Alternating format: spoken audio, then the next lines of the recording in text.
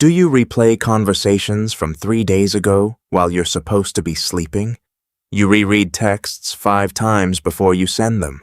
You rehearse conversations in your head that haven't even happened yet. You need just 1 more minute before you can make even a small decision. You catch yourself apologizing for things nobody even noticed. People call this being too sensitive, or indecisive, or overly emotional. But the truth is, it's not indecision. It's not a character flaw. It's a nervous system that got stuck in analysis mode and never learned how to turn itself off. And this isn't just a rough week or a stressful season. For some people, this is the operating system they've been running for 20 years or more. It shapes how they talk, how they work, how they love, without them ever knowing why. Now, some of what I'm about to say might sting a little, because I'm going to name the exact thing you've been calling your personality your whole life. It's not your personality, it's a pattern, and patterns can change. Stay with me though, because by the end of this video, you'll know exactly what's driving this behavior, and exactly what to do about it, starting today. Today, we're breaking down the psychology of chronic overthinking, why your brain does it, what it's actually trying to protect you from, and how you can start interrupting it, one small moment at a time. I'm a psychology light where we turn the science of the mind into steps you can actually use. Psychologists have a name for this. It's called analysis paralysis. Some call it a rumination loop. Either way, it means the same thing. Your brain keeps spinning the same thoughts over and over, looking for an answer that never quite feels safe enough to land on. Here's what people get wrong about it. They think it means something is broken in you. They think it means you're not smart enough, not capable enough, not confident enough to just decide and move on. That's backwards.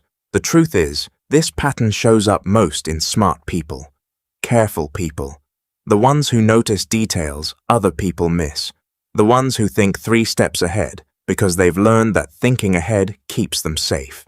This isn't a flaw in how your brain works, it's your brain working overtime, trying to protect you from something. So instead of broken, think overprotected. Your mind isn't failing you, it's guarding you, like an overly cautious bodyguard who won't let you walk through a door until he's checked it 50 times. He's not doing his job badly, he's doing it too well. That's the shift we need to make first.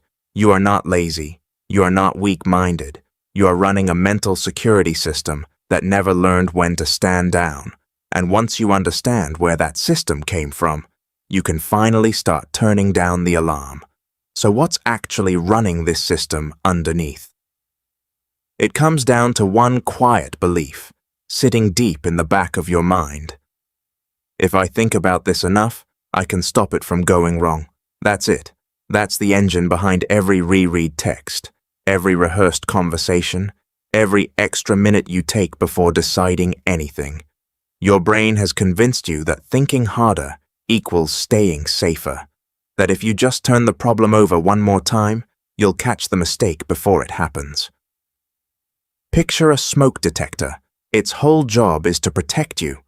But now imagine one that's miscalibrated, one that goes off every time you make toast, every time steam rises from a hot shower, every time there's no fire at all. It's not lying to you on purpose, it's just set too sensitive. It can't tell the difference between real danger and normal life. That's what's happening inside your head. Your brain isn't trying to torture you, it's trying to protect you, but the alarm goes off for everything. A slightly awkward text, a small decision, a look someone gave you. None of it is actual danger, but your system treats it like it is. The problem was never that you think too much. The problem is your alarm was set to go off at the wrong volume, for the wrong things, a long time ago. So where does an alarm like this even come from? Most of the time, it starts early, way earlier than people expect. Maybe you grew up in a home where mistakes were met with sharp criticism. A wrong answer wasn't just corrected, it was pointed out, again and again.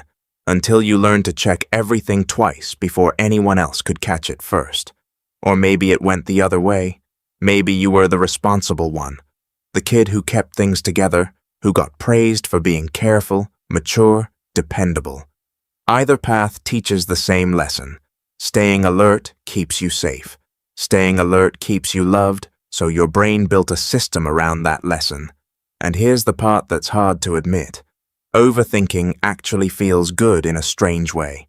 Not fun good, control good.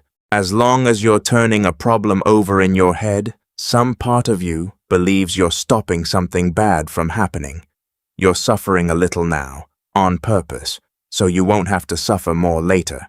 That's the trade your mind made a long time ago. Pain now, in exchange for safety later. The problem is, it's not a fair trade. The pain now is real, and the safety later never fully arrives, because the alarm never turns off long enough for you to feel it. Now let's talk about what this pattern actually costs you, because it doesn't just live in your head. It shows up in real decisions, with real consequences. Here are 2 traps it pulls you into. Trap 1. Decision paralysis. Say you get 2 job offers. Both are good. Both have upsides and downsides. So you start weighing them. You make lists. You ask 5 different people what they think. You sleep on it, then sleep on it again. Weeks go by. You tell yourself you're just being careful. But here's the cost. While you're still deciding, one of those offers quietly disappears. The company fills the role with someone who said yes.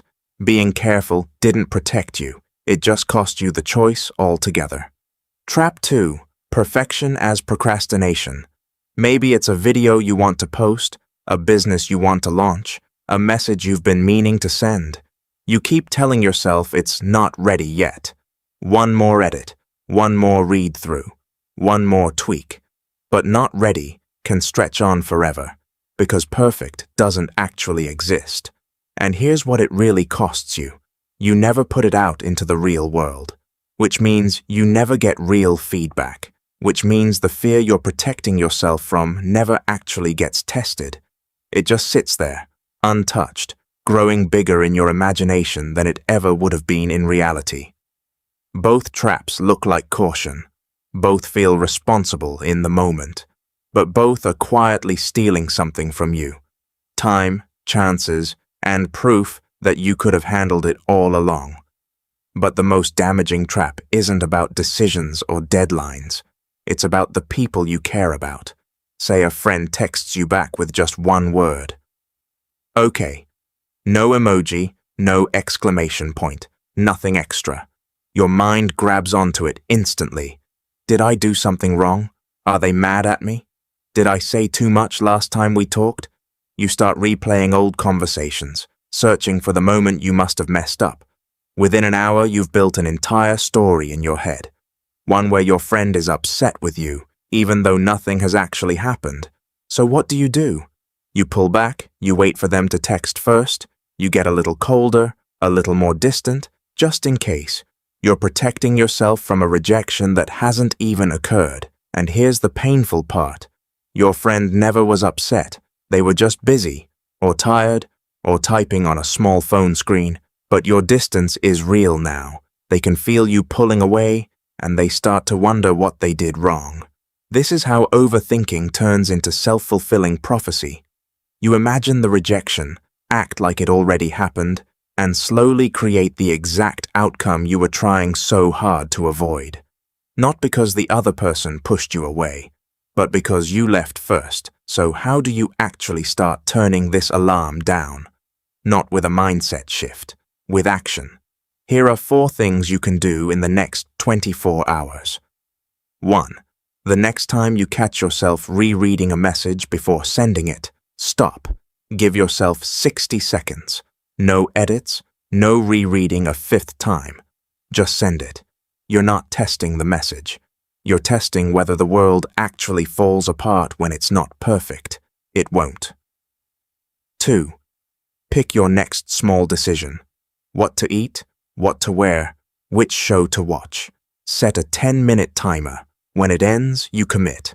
No extensions, no, just 5 more minutes. This trains your brain to trust itself again, one tiny decision at a time. 3. Stop guessing what someone meant. Pick one person you've been overthinking about and just text them directly. Ask the real question. Hey, is everything okay between us? You'll be shocked how often the answer has nothing to do with you at all.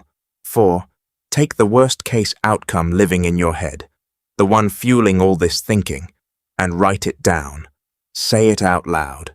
Put it on paper in plain words. Then look at it. Almost every time, it's smaller and less scary sitting there in black and white than it ever was spinning around in your mind. Small actions. Real proof. That's how the alarm finally learns to quiet down. Here's what makes this pattern so dangerous. It doesn't stay small. It doesn't just cost you one text or one decision. Over years, it quietly becomes the promotion you never applied for because you weren't ready yet. It becomes the relationship you talked yourself out of because you were scared of getting hurt before anything even went wrong. It becomes the version of you that stayed safe instead of the version that got seen. The stakes aren't really about texts or timers. They're about the life you don't get to live while you're stuck checking, rechecking, and waiting for certainty that never comes. Amelia Earhart once said, "The most difficult thing is the decision to act. The rest is merely tenacity." That's really what this comes down to. Not fixing your whole mind overnight, just making the decision to act, one small moment at a time.